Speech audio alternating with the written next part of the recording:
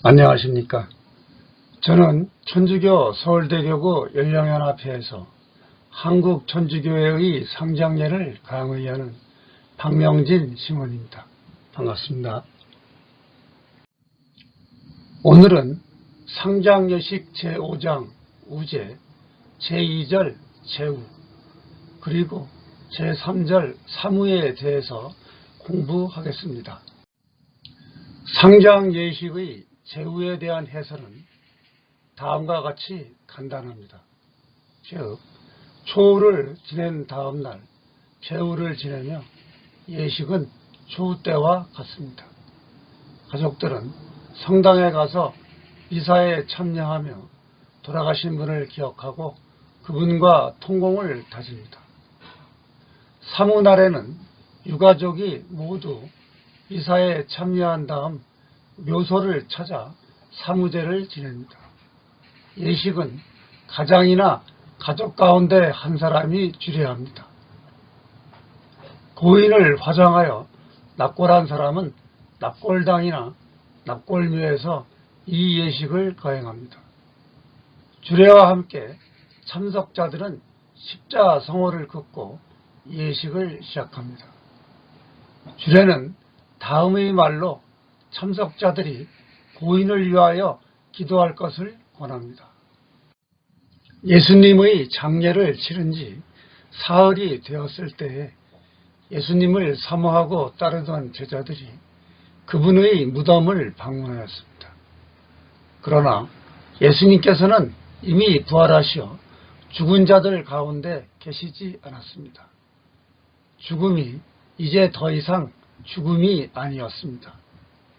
예수님의 부활은 단지 예수님께만 일어난 개인적인 사건이 아니라 죽은 모든 사람이 함께 부활하리라는 희망의 보증입니다. 오늘 우리는 요셉의 사무일을 맞아 애도와 경의를 표하며 기도하려고 여기 묘소에 찾아왔습니다. 그리스도인은 이미 세례로 그리스도와 함께 하나가 되었으니 부활하여 곧 그리스도의 영원한 생명에 참여하게 될 것입니다.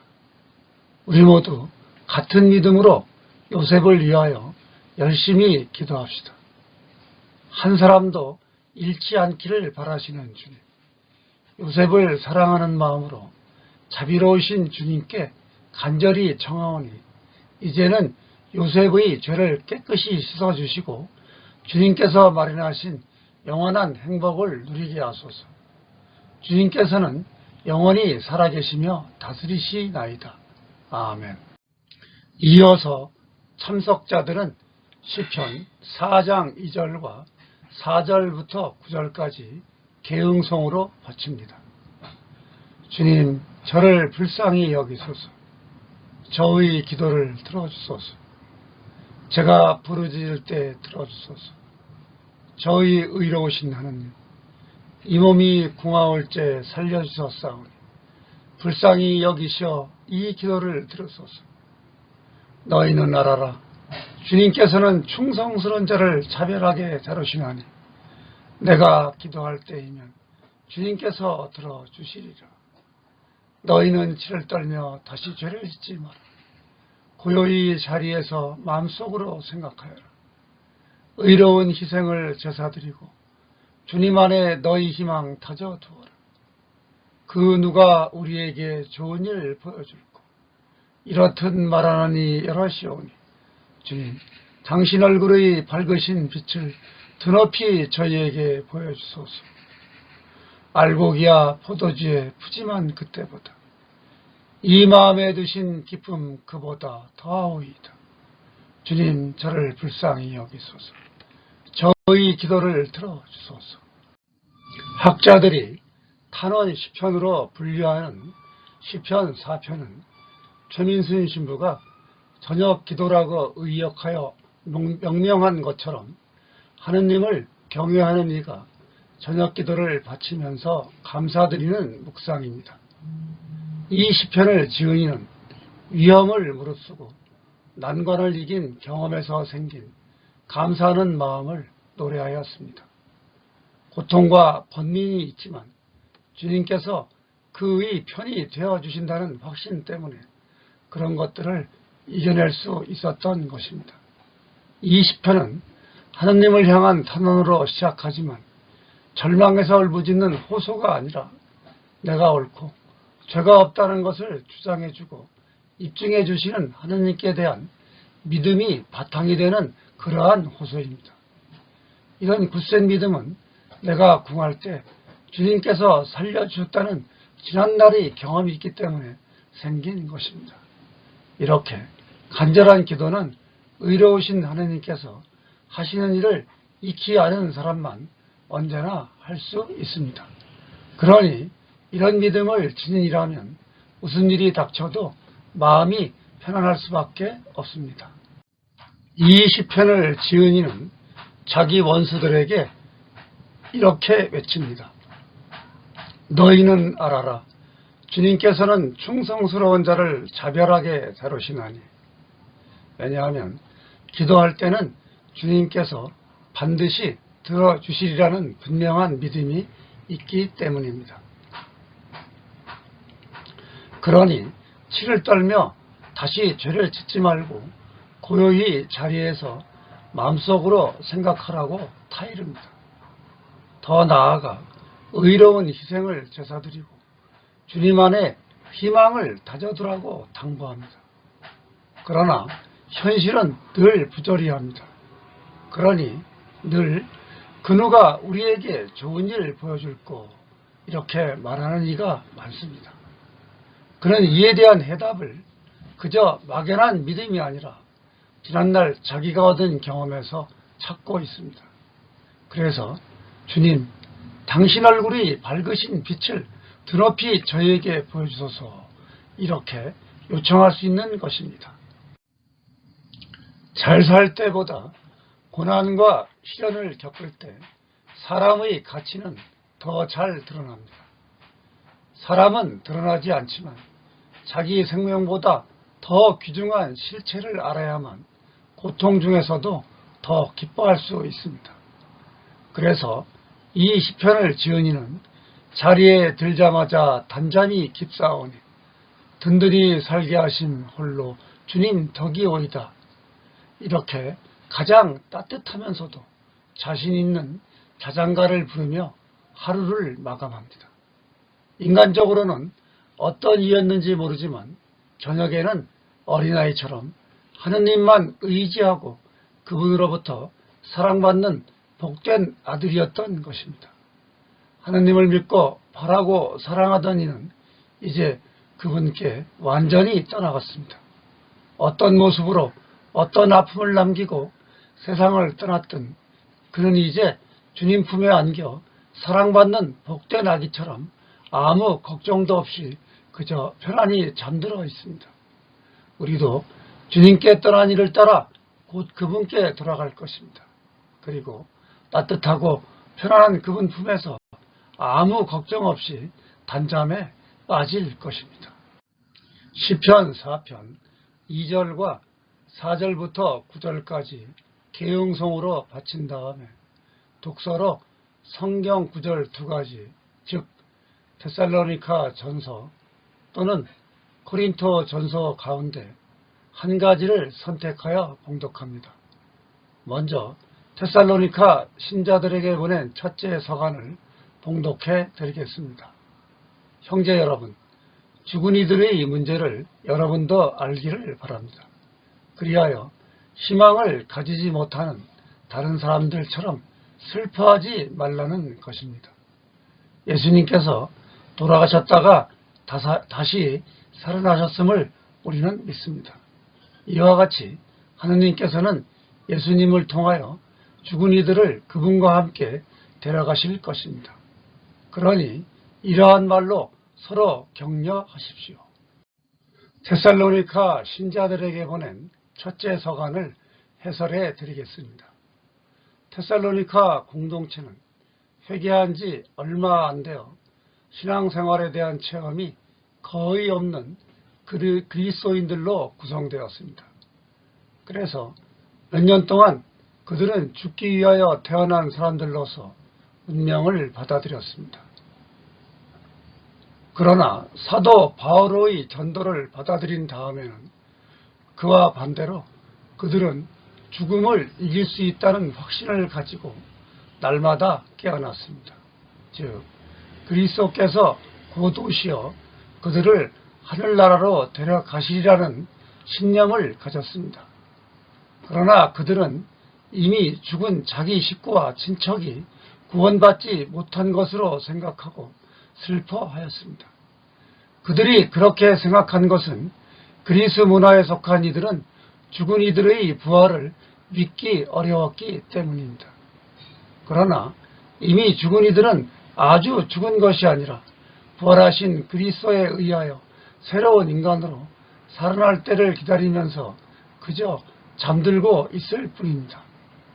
우리는 모두 변형될 것이며 묘지는 잠들어 있는 장소에 불과합니다. 우리는 그리스도의 운명에 동참하고 하느님과 긴밀한 친교를 누릴 것입니다. 교회의 장례식은 죽은 이들의 가족과 친척을 위로하고 부활에 대한 그들의 신앙을 북돋아 주어야 합니다. 교회의 장례식에서는 절망스럽고 망연자실하는 표현이 들어설 자리가 없습니다. 예수님께서는 그러한 태도를 싫어하십니다. 죽음이 마지막 이별일 뿐이라고 생각하는 이들이 특히 그러한 절망에 빠집니다. 교회의 장례식에서 공동체의 열렬한 기도가 바쳐지면 신앙이 없는 이들에게 큰 감동을 줍니다. 고린토 신자들에게 보낸 첫째 서간을 봉독해 드리겠습니다. 그리스도께서 죽은 이들 가운데에서 되살아나셨다고 우리가 이렇게 선포하는데 여러분 가운데 어떤 사람들은 어째서 죽은 이들의 부활이 없다고 말합니까? 죽은 이들의 부활이 없다면 그리스도께서도 되살아나지 않으셨을 것입니다. 그리스도께서 되살아나지 않으셨다면 우리의 복음 선포도 헛되고 여러분의 믿음도 헛됩니다. 우리는 또 하느님의 거짓 증인으로 드러날 것입니다. 죽은 이들이 정말로 되살아나지 않는다면 하느님께서 그리스도를 되살리지 않으셨을 터인데도 하느님께서 그리스도를 되살리셨다고 우리가 하느님을 거슬러 증언한 셈이기 때문입니다. 죽은 이들이 되살아나지 않는다면 그리스도께서도 되살아나지 않으셨을 것입니다. 그리스도께서 되살아나지 않으셨다면 여러분의 믿음은 더덥고 여러분 자신은 아직도 여러분이 지은 죄 안에 있을 것입니다. 그리스도 안에서 잠든 이들도 멸망하였을 것입니다. 우리가 현세만을 위하여 그리스도께 희망을 걸고 있다면 우리는 모든 인간 가운데에서 가장 불쌍한 사람일 것입니다. 그러나 이제 그리스도께서는 죽은 이들 가운데에서 되살아나셨습니다. 죽은 이들의 만물이 되셨습니다. 죽음이 한 사람을 통하여 왔으므로 부활도 한 사람을 통하여 온 것입니다. 아담 안에서 모든 사람이 죽는 것과 같이 그리스도 안에서 모든 사람이 살아날 것입니다. 고린토 신자들에게 보낸 첫째 서간을 해설해 드리겠습니다. 사도 바오로는 인류에게 행복을 가져다주는 특별한 사건을 우리에게 상기시킵니다. 그리스도께서 죽은 이들로부터 부활하셨고 우리를 부활시키실 것입니다. 이것이 바로 그리스도교가 전하고자 하는 바의 핵심입니다. 그것은 이야기나 소설이 아니라 엄연한 사실이고 사도들은 그 사실에 대한 증인입니다. 사도 바오로는 예수님께서 부활하셨음을 여러 차례 상기시킵니다. 우리에게 가장 인상적인 것은 아마도 한꺼번에 500명이나 넘는 교우들이 어떤 기회에 부활하신 예수님을 목격했다는 사실입니다. 고린토에서는 많은 이들이 죽은 다음에 불멸한 영혼이 자기 과거의 물질적이고 육체적인 모든 것을 망각하고 잃어버린 채 홀로 살아간다고 생각했습니다. 또 어떤 이들은 모든 것이 죽음으로 끝난다고 생각했습니다.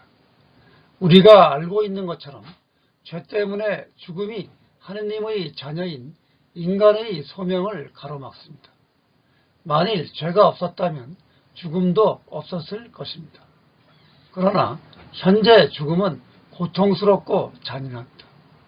우리에게는 죽음을 선택할 자유가 없습니다.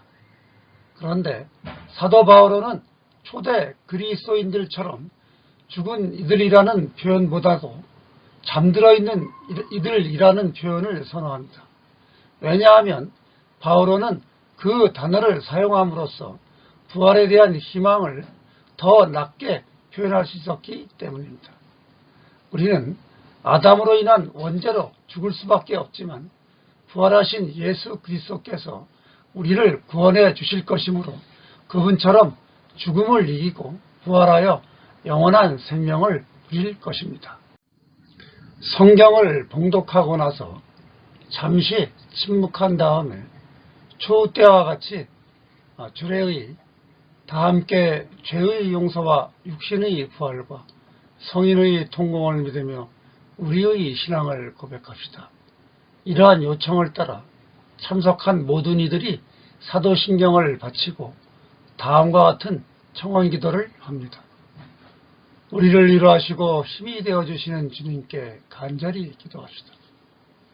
주님, 저희의 기도를 들어주소서. 저희의 기도를 들어 허락하소서. 생명의 주인이신 주님, 주님의 사랑으로 창조되어 이 세상에 왔다가 인생 순례의 여정을 마치고 돌아간 안나에게 영원한 안식을 주소서. 주님, 저희의 기도를 들어주소서. 저희의 기도를 들어 허락하소서.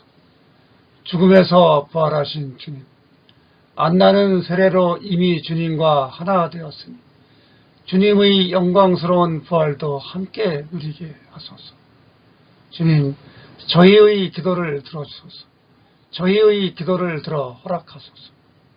은총과 위로의 셈이신 주님, 슬픔에 잠겨있는 저희에게 위로와 용기를 주시어 사별의 아픔을 이겨내고 보람되며 더욱 의미 있는 삶을 살아가게 하소서. 주님, 저희의 기도를 들어주소서. 저희의 기도를 들어 허락하소서.